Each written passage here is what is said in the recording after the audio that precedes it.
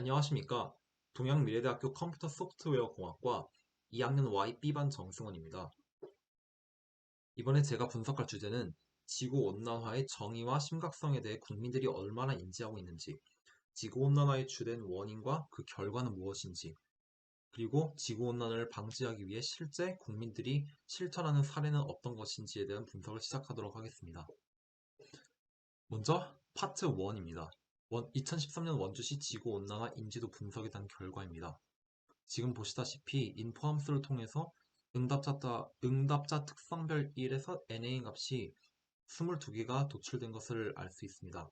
이를 위해 fill NA 값을 이용해 fill NaN 값을 전부 빈 공간으로 만들어 준 후 이를 원본 데이터에 반영을 했습니다.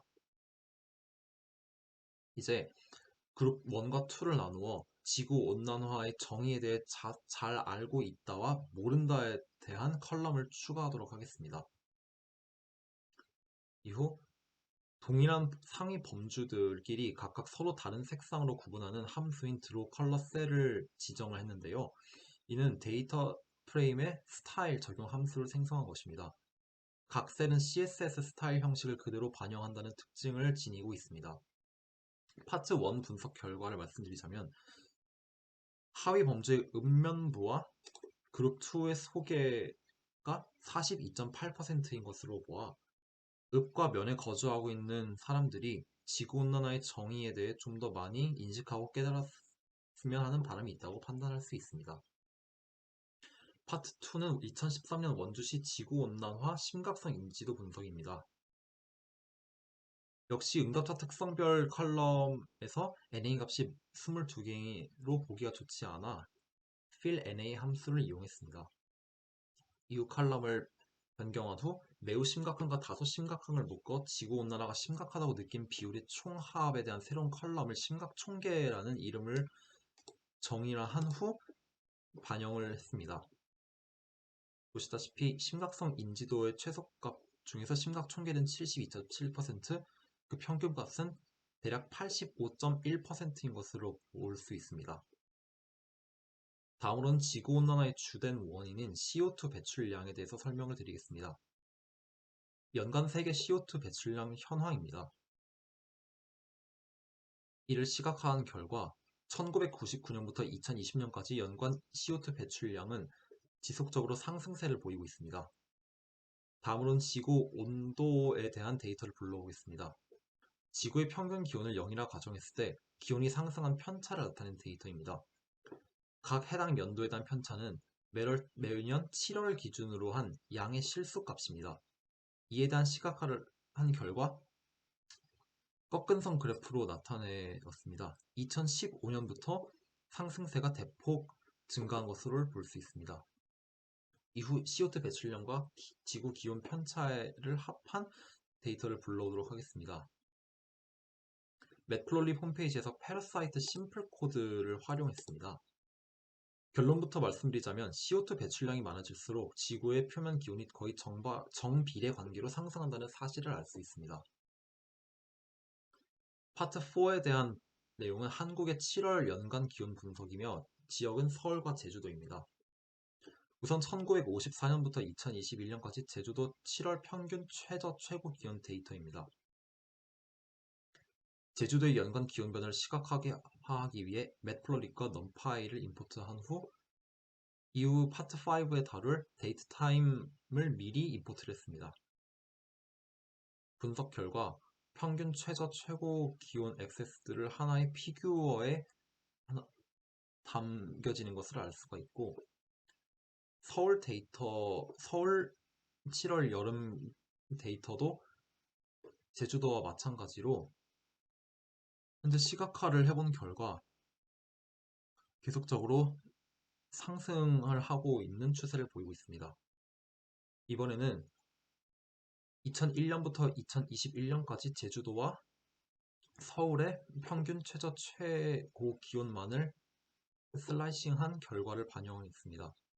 21세기 동안 제주도 최고 기온이 35도 이상 기록한 해는 제주도가 5회, 서울이 9회, 제주도가 9회였습니다. 결론적으로 보았을 때 최저 최고 평균 기온이 지속적으로 높아지면 지구의 표면 기온이 이후 더 높아질 수도 있다는 전망을 예측할 수 있습니다. 다음으로는 우리나라 전국 폭염 기록 정보 분석 및 지도 및 시계열 분석을 실시하겠습니다. 우선 폭염 일수에 대한 데이터를 불러오겠습니다. 폭염 일수가 가장 많았던 해를 슬라이싱을 하면 2018년이라는 결과를 도출할 수 있습니다. 그 다음에는 연도와 순위 칼럼만 추출해 이를 정렬 데이터에 반영을 한 결과 순위는 지금 플로트 값을 지니고 있습니다.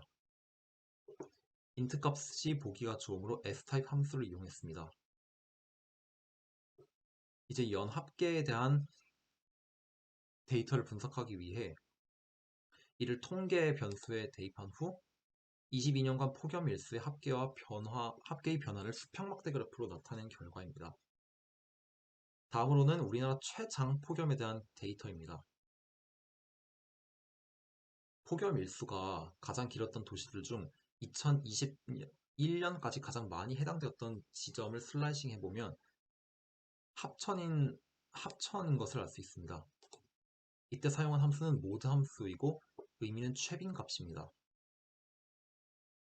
그러면 폭염의 지속일수가 가장 긴 지점은 어딜까요? 이것은 최장 폭염의 지속일수가 최대인 값을 출력해서 그에 대한 결과를 분석해보면 금산군인 것을 알 수 있습니다. 이번에는 합천과 금산의 위치를 폴리어 함수를 이용해서 나타내보도록 하겠습니다. 보시다시피 JAWG 스트리트스 지도 패키지를 이용해 그 결과를 반영한 결과 합천과 금산의 위치가 정확히 표시가 되었습니다. 그 다음으로는 폭염 시기에 대한 데이터를 불러왔는데요. 폭염의 지속 일수에 대한 시계열 데이터 분석을 하기 위해서는 가장 늦은 날짜와 가장 빠른 날짜의 차이를 비교해서 위와 같이 나타냈습니다. 분석 결과 이러한 패턴으로 지구온난화가 지속되면 폭염은 더 이르게 올 수도 있다는 사실을 알 수 있습니다. 마지막으로 파트 6 지구온난화를 방지를 위한 실천 여부 설문조사입니다.